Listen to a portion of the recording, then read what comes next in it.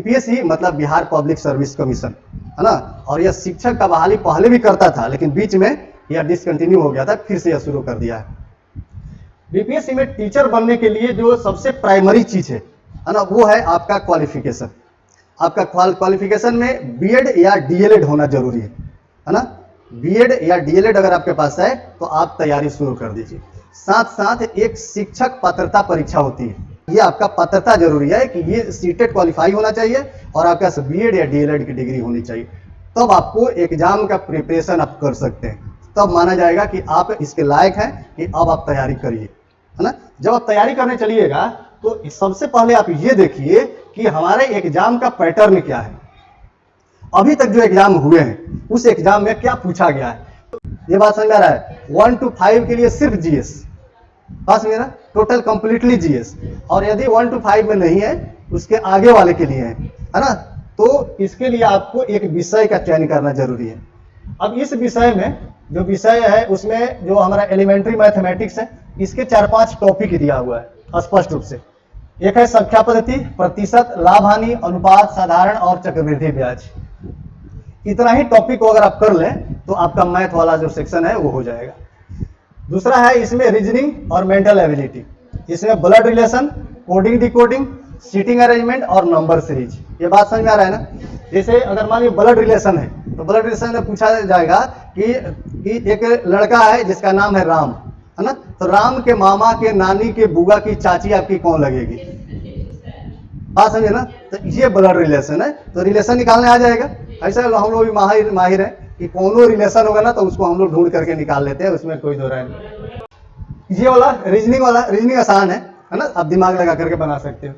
ये सामान्य विज्ञान मतलब जो जनरल साइंस है ये पढ़ना जरूरी है आपके लिए।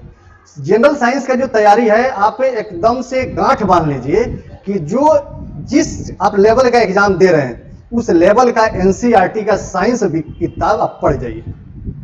और सामान्य तौर पर 8, 9, 10 3 क्लास का कम से कम अगर साइंस आप पढ़ लेते हैं तो ये जनरल साइंस की आपकी तैयारी हो जाएगी। यहाँ लिखा भी है भौतिकी, रसायन, जीव विज्ञान कक्षा 10वीं स्तर तक, मतलब 8, 9 और 10 यह 3 क्लास का अगर आप साइंस पढ़ गए तो आपका विज्ञान से एक भी सवाल नहीं छूटेगा।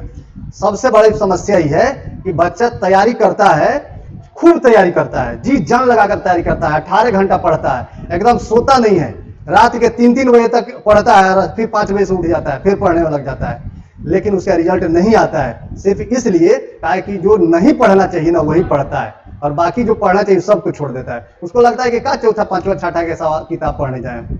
हम ठहरे अब ग्रेजुएट आदमी, हम ठहरे बीएड आदमी और हम चले हम 7वां, 8वां, 9वां का हम किताब पढ़ने, है ना। और यही ईगो जो है ना उसको डैमेज कर देता है। तो हमारे पास ये जो विज्ञान है इसके लिए सिंपल एक शॉर्टकट ये है कि हम सीधा जो 8वीं, 9वीं और 10वीं का विज्ञान है उसको ले लें और 2-3 बार पढ़ जाए, एक भी सवाल नहीं छूटेगा। सोशल स्टडीज में जो टॉपिक है हमारा वो है भारत का इतिहास, भूगोल, भारतीय राज्य व्यवस्था और अर्थव्यवस्था। बात समझो, हमारे पास यहाँ पर 4 टॉपिक स्पष्ट है।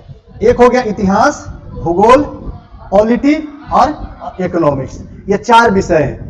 चारों विषय का जो तैयारी है वह सबसे बेहतर तरीके से अगर करना हो तो इसके लिए आप पुरानी एनसीईआरटी, गोली मार पुरानी एनसीईआरटी को, नई एनसीईआरटी ले लो, वो तो हर जगह मिल जाएगा ना।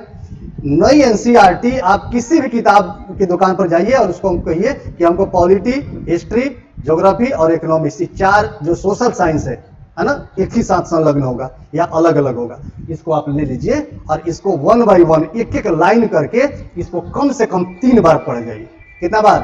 3 बार, कम से कम 3 बार, ज्यादा से ज्यादा 5-6 बार पढ़ सकते हो।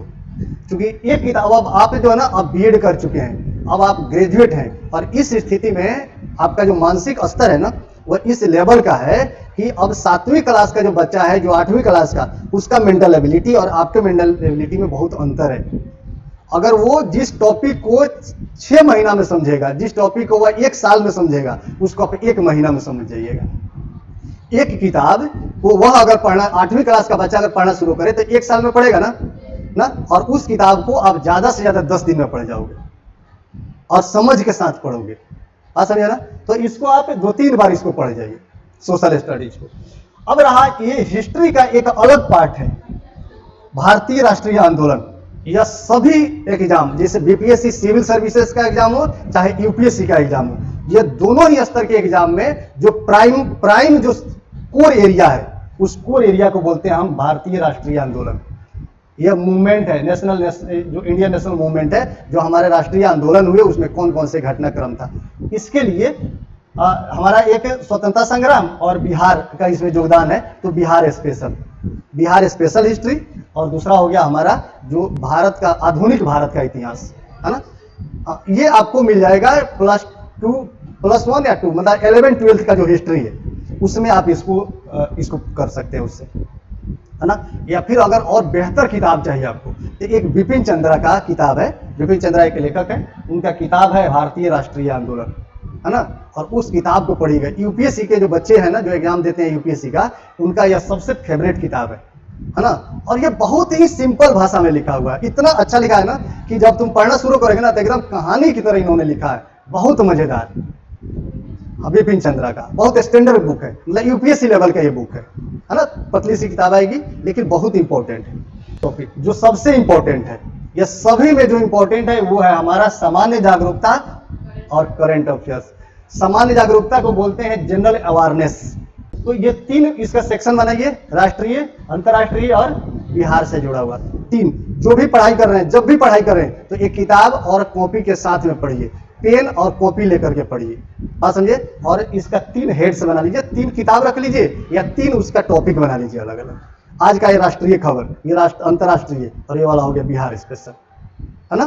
तो रोज 2-2 खबर उसमें लिखिए ना, पता चला ये 6 महीना में आपका पूरा कॉपी भर गया है खबरों से, और उसी को रिवीजन करते जाइए, हो गया आपका करंट अफेयर्स की तैयारी।